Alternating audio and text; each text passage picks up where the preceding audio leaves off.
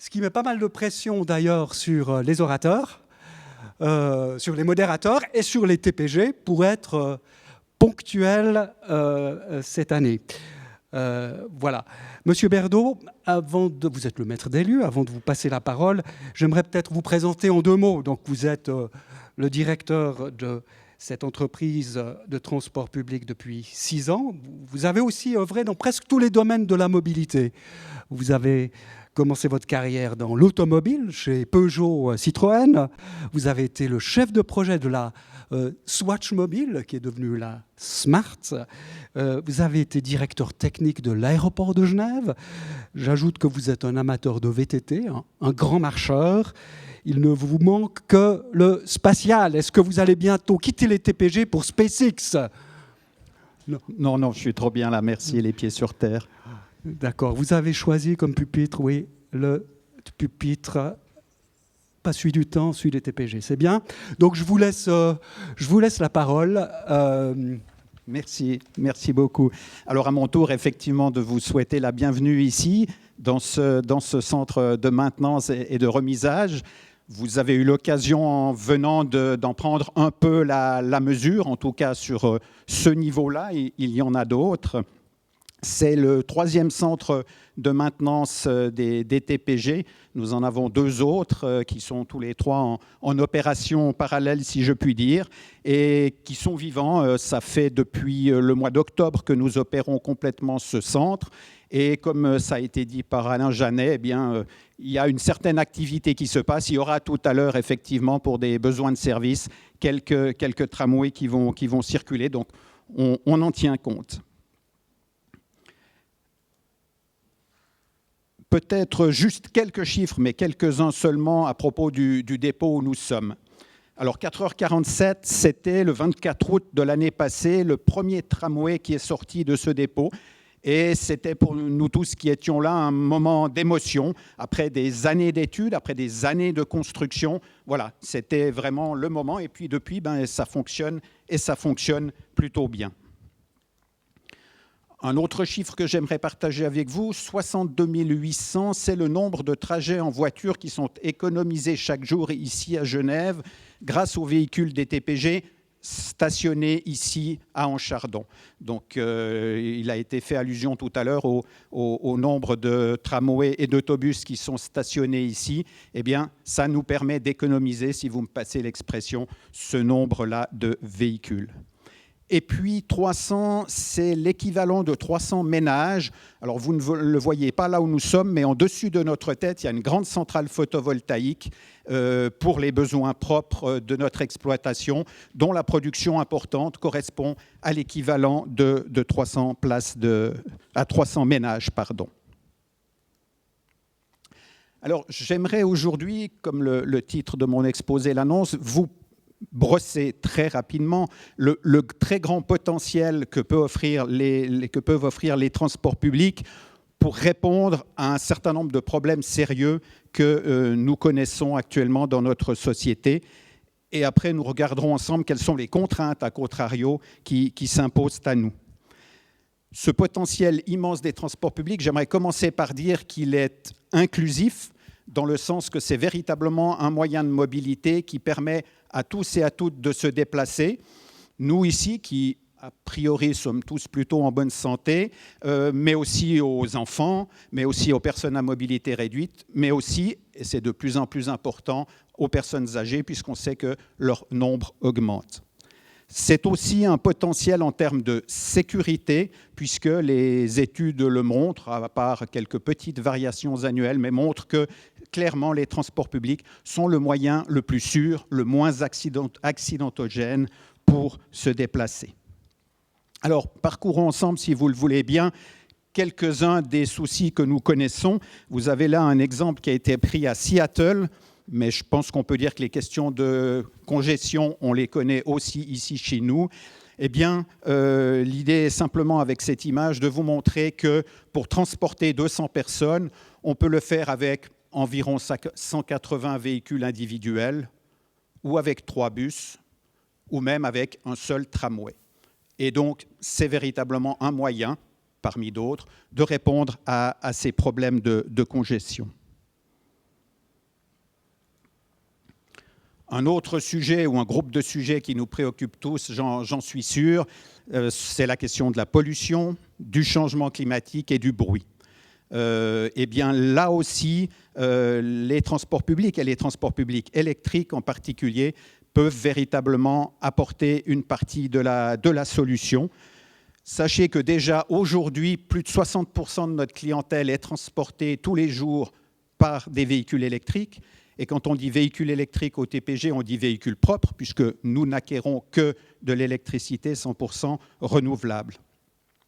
Aujourd'hui, c'est cette proportion-là, et nous nous engageons pour que d'ici à l'année 2030, eh bien, notre flotte entière, y compris les autobus, qui aujourd'hui ont des motorisations thermiques, passe à l'électricité.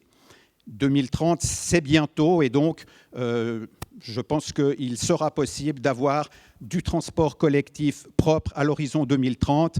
Il sera évidemment beaucoup plus long d'arriver à avoir un parc automobile qui soit entièrement électrique ou propre d'une manière ou d'une autre à cet horizon. Un autre problème que nous connaissons tous, évidemment, c'est la question financière. Et là, il me paraît vraiment important d'insister sur le fait que les transports publics sont des générateurs d'économies. Alors, c'est intéressant financièrement parlant pour l'utilisateur. Je rappelle qu'avec un abonnement, on peut ici se déplacer pour 1,37 franc par jour, sans modération, si j'ose dire. Comparé à, je crois, une trentaine de francs pour le coût d'un véhicule individuel pour une journée également. Donc il y a un vrai intérêt économique pour le particulier, mais il y a aussi un vrai intérêt financier pour la collectivité. Une étude assez récente de Mobilhome a montré que pour chaque franc investi dans les transports collectifs ici à Genève, c'est environ 1,20 franc de retrouvé. Il y a donc un vrai retour sur investissement pour la collectivité des investissements dans les transports publics. Voilà, un beau potentiel donc, je ne fais pas plus long et je passe aux quelques contraintes auxquelles nous devons faire face, contraintes qui ont tendance à limiter le bénéfice que l'on peut attendre des transports publics, comme je viens de le montrer, et sur lesquels il est important que nous travaillions tous ensemble. Alors la première contrainte, évidemment, on y faisait allusion tout à l'heure en rappelant que cet événement n'a pas pu avoir lieu l'année passée, c'est la crise sanitaire, bien sûr, avec quelques défis. Celui de retrouver pleinement la confiance de nos passagers, de nos clients. Après avoir connu une baisse très marquée de la fréquentation au cœur de la crise, on a aujourd'hui retrouvé des volumes corrects, mais qui ne sont pas ceux de 2019. Il y a donc un manque de clientèle, il y a un manque de recettes. C'est très clair et il s'agit de regagner cette confiance. Heureusement, toutes les études qui ont été faites sur le sujet montrent qu'il n'y a pas plus de risque à se déplacer dans un transport collectif que dans un transport individuel. Et donc cette confiance devrait pouvoir être retrouvée. Nous allons y travailler. Et puis, un autre aspect lié à la crise, eh bien, c'est les nouvelles habitudes de travail. Je pense en particulier au télétravail. J'imagine que pratiquement tous et toutes parmi vous êtes concernés par cette problématique. Eh bien, là aussi, les transports publics doivent s'adapter à cette nouvelle donne, à cette nouvelle manière de travailler, et nous nous y employons. Une contrainte qui se pose évidemment, c'est les investissements. Je le disais tout à l'heure, il y a un retour positif sur investissement, ça vaut la peine, mais en attendant, eh bien, il faut réaliser des investissements et il faut des politiques volontaristes dans ce sens-là.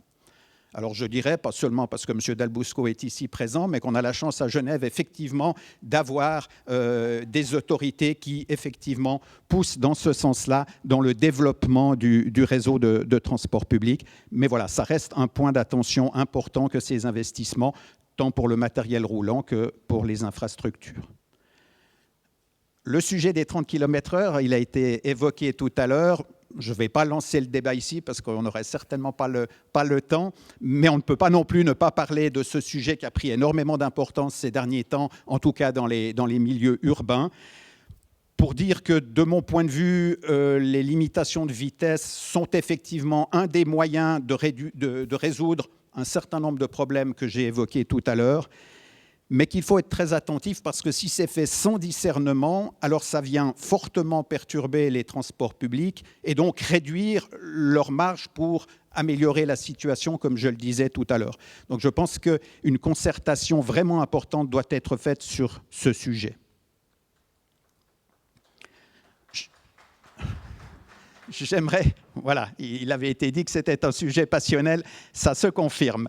Le dernier point que j'aimerais aborder dans ce chapitre, si je puis dire, c'est d'insister en disant que les transports publics, c'est le petit plaidoyer que je viens de vous faire, sont un maillon essentiel dans cette chaîne de la mobilité, mais ils n'en sont qu'un maillon. Il est très clair que, de notre point de vue, l'avenir, c'est la multimodalité. Je m'explique, je crois que nous sommes tous plus ou moins déjà multimodaux. Ça veut dire qu'à un moment, je suis piéton, un moment, je suis cycliste, un moment, je suis trottinettiste, si vous me pardonnez ce néologisme. Je suis automobiliste ensuite, je suis client des transports publics selon les situations. Et c'est véritablement cette multimodalité qui doit être mise en place pour qu'aux différents besoins répondent différents moyens. La dernière partie de ce bref exposé, c'est pour vous montrer en quelques mots quelles sont les réponses concrètes, les projets concrets sur lesquels les TPG se sont engagés pour résoudre ces problèmes. Alors, il y a d'une part les programmes d'innovation. On peut citer les véhicules autonomes, par exemple. Nous avons exploité très près d'ici une ligne commerciale pendant de nombreux mois. Aujourd'hui, on travaille sur un nouveau projet à Belle-Idée de véhicules autonomes, donc sans conducteur, mais également sans horaire et sans arrêt fixe, qui est sur le point d'être mis à disposition du public. Et puis, on travaille sur d'autres projets comme les arrêts connectés, où, évidemment, on travaille également en ce moment sur des appels d'offres, des achats pour des bus électriques. J'y faisais allusion tout à l'heure.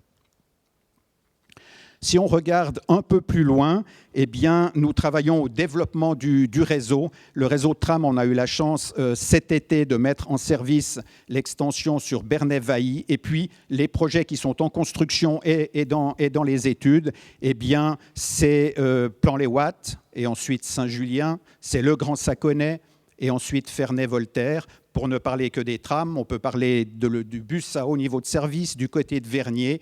Et puis, important de rappeler que le développement de la mobilité se fait dorénavant de manière coordonnée avec le développement du territoire et donc que nous allons augmenter notre offre pour accompagner les futurs quartiers. Je pense, pour ceux qui connaissent la région, à Belleterre ou aux Cherpines.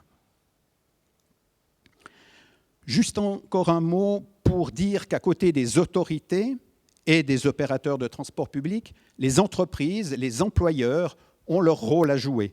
J'aimerais juste citer une enquête qui est parue cette année de Deloitte qui annonce que 76% des Suisses estiment que leurs employeurs devraient cofinancer le transport public pour les collaborateurs. Et dans ce cadre-là, eh bien, effectivement, depuis maintenant quelques années, nous sommes très proche des entreprises. Nous avons développé une plateforme B2B pour les collectivités, pour les entreprises, ce qui nous permet d'offrir évidemment des facilités logistiques, je dirais, pour le subventionnement des abonnements que les entreprises souhaitent offrir, mais aussi de travailler sur des plans de mobilité, sur la mise à disposition de vélos, sur de la gestion de parking. Nous voulons être vraiment près des employeurs pour régler les problèmes.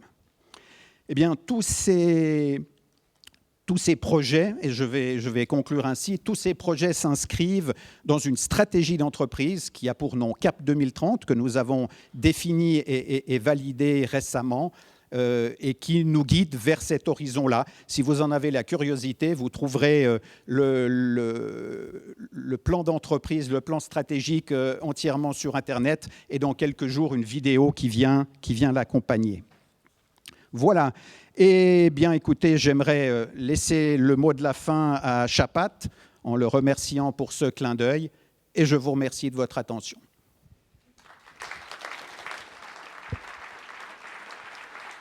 Merci Monsieur Berdo. J'appelle maintenant ma collègue Sylvia Revello